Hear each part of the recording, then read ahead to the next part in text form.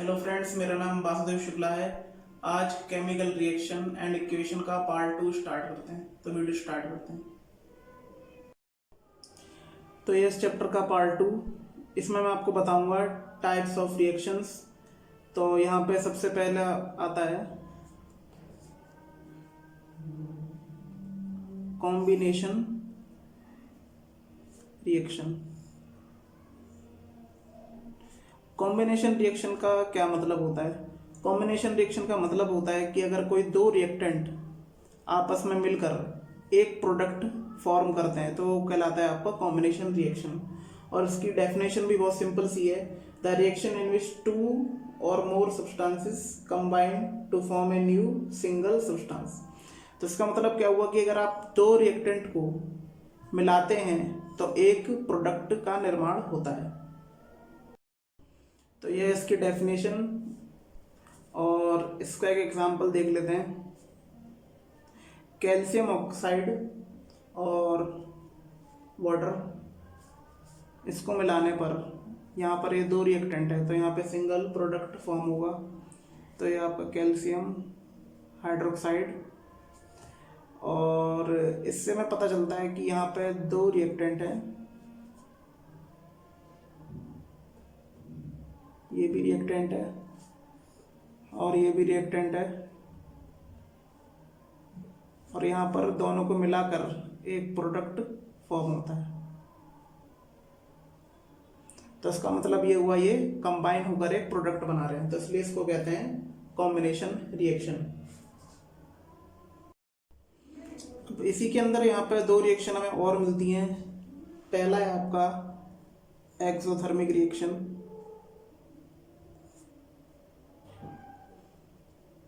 Exothermic reaction का मतलब है यदि किसी रिएक्शन में हीट इवॉल्व होती है तो उसे हम बोलते हैं एक्सोथर्मिक रिएक्शन। यानी अगर कोई सी भी अभिक्रिया हो और उससे कैसी भी ऊष्मा वह बाहर निकलती है किसी भी रिएक्शन में, तो वह कहलाती है एक्सोथर्मिक रिएक्शन। और इसकी एक सिंपल सीधी डेफिनेशन है, reaction in which heat is released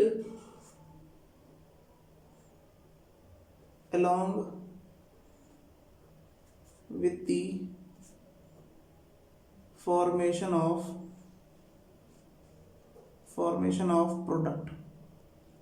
यानी कि प्रोडक्ट के बनते समय जब इससे हीट रिलीज होती है तो हमारी एक्सोथर्मिक रिएक्शन कहलाती है। इसको एक एग्जांपल समझ लेते हैं।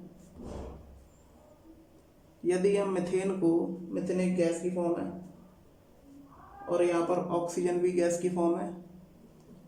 यदि इनको हम आपस में रिएक्ट करवाते हैं तो हमें कार्बन डाइऑक्साइड गैस प्राप्त होती है और दो वाटर के मॉलिक्यूल ये भी वेपर में होंगे, और हमें हीट और लाइट मिलती है।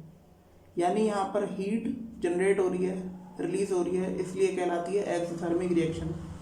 और यहाँ पर अगली रिएक्शन है एंडोथर्मिक रिएक्शन। यानी कि किसी भी अभिक्रिया में प्रोडक्ट के बनाते समय हीट की जरूरत होती है, इसकी नीड होती है, तो उसे हम बोलते हैं एंडोथर्मिक रिएक्शन। तो यह डेफिनेशन एंडोथर्मिक रिएक्शन की, और बड़ी सिंपल सी डेफिनेशन है। यानी कि the reaction which require energy in form of heat, light और electricity are called endothermic reaction. यानी कि एंडोथर्मिक रिएक्शन में हमें किस चीज़ की जरूरत होती है? हीट, लाइट और इलेक्ट्रिसिटी, ताकि कोई प्रोडक्ट फॉर्म हो जाए। इसका एक एग्जाम्पल है, बड़ा सिंपल सा एग्जाम्पल इसका। जैसे यहाँ पे कैल्शियम कार्बोनेट, ये हमारा सॉलिड फॉर्म में होता है, और अगर मैं इसको हीट देता हूँ, हीट का निशान होता है डेल्टा, तो यहाँ पर प्रोडक्ट फॉर्म होंगे कैल्शियम ऑक्साइड और कार्बन डाइऑक्साइड। तो यहाँ पर आपको एक बात ध्यान देने की जरूरत है कि यहाँ पर एक रिएक्टेंट दो प्रोडक्ट में टूट रहा है। तो इसे हम एज ए डिकम्पोजिशन रिएक्शन भी कंसिडर कर सकते हैं। यहाँ पर अब नेक्स्ट रिएक्शन है जो दूसरा टाइप है, वो है हमारा डिकम्पोजिशन रिएक्शन।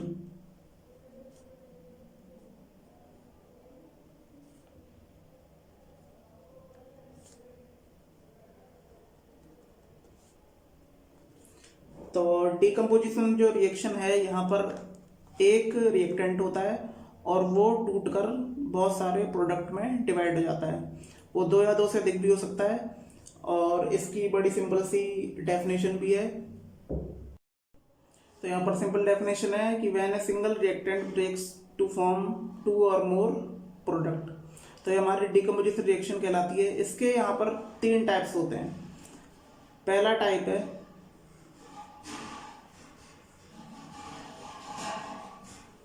Electrolytic decomposition.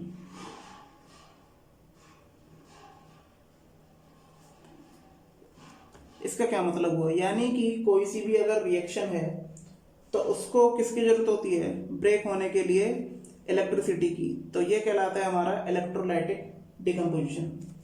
यानी कि इसकी एक डेफिनेशन मैं लिख देता हूँ, सिंपल सी डेफिनेशन है। When A decomposition reaction is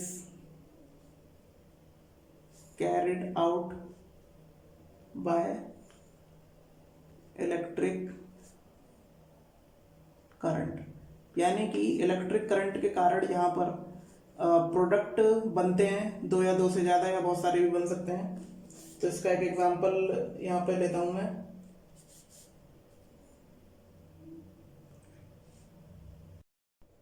तो यहाँ पर एक एग्जांपल इसका ले लेता हूँ, 2H2O H2 और O2, यानी ये लिक्विड फॉर्म में है, ये भी गैस की फॉर्म में और ये भी गैस की फॉर्म में। यहाँ पर हमें इलेक्ट्रिसिटी की जरूरत पड़ी है और यहाँ पर इसी वजह से ये रिएक्शन परफॉर्म हुई है। यानी यहाँ पर दो प्रोडक्ट बन रहे हैं, हाइड्रोजन और ऑक्सीजन गैस। और सेकंड है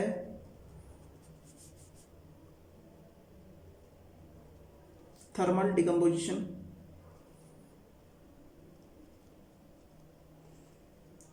इसका मतलब अगर कोई भी प्रोडक्ट फॉर्म होता है यानी उसको जरूरत है हीट की, और हीट के कारण ही वो दो या दो से अधिक प्रोडक्ट में बदल जाता है, तो ये हमारी क्या कहलाती है, थर्मल डिकम्पोजिशन। तो यानी इसकी एक डेफिनेशन बड़ी सिंपल सी बनेगी, वो मैं लिख देता हूँ।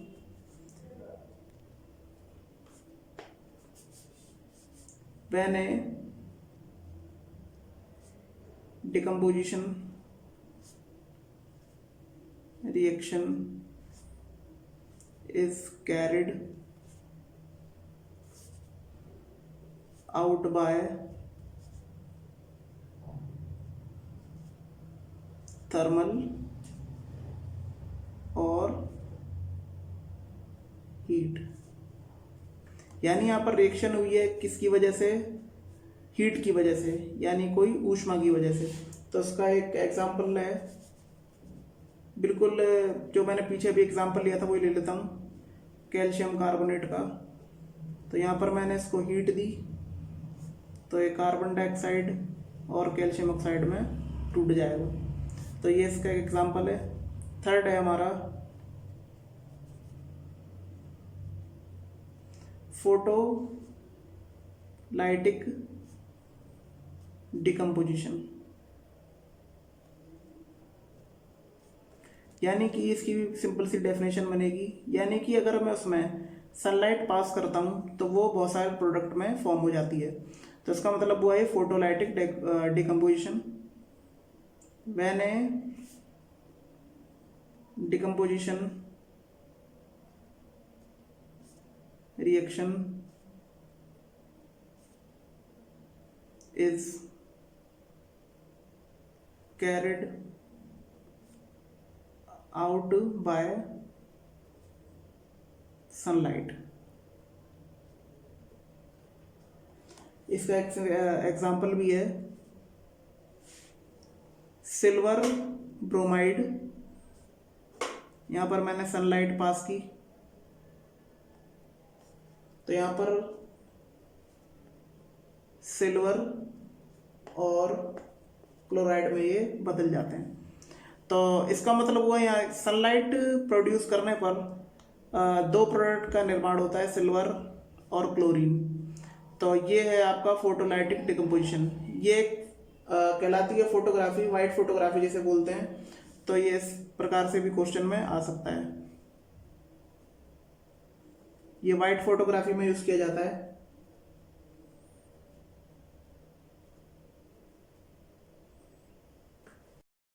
तो कैसा लगा आपको इस चैप्टर का पार्ट 2 कमेंट करके बताइएगा। अगर आपको वीडियो अच्छी लगी हो तो प्लीज़ इसको लाइक कीजिए, शेयर कीजिए और कमेंट कीजिए। धन्यवाद।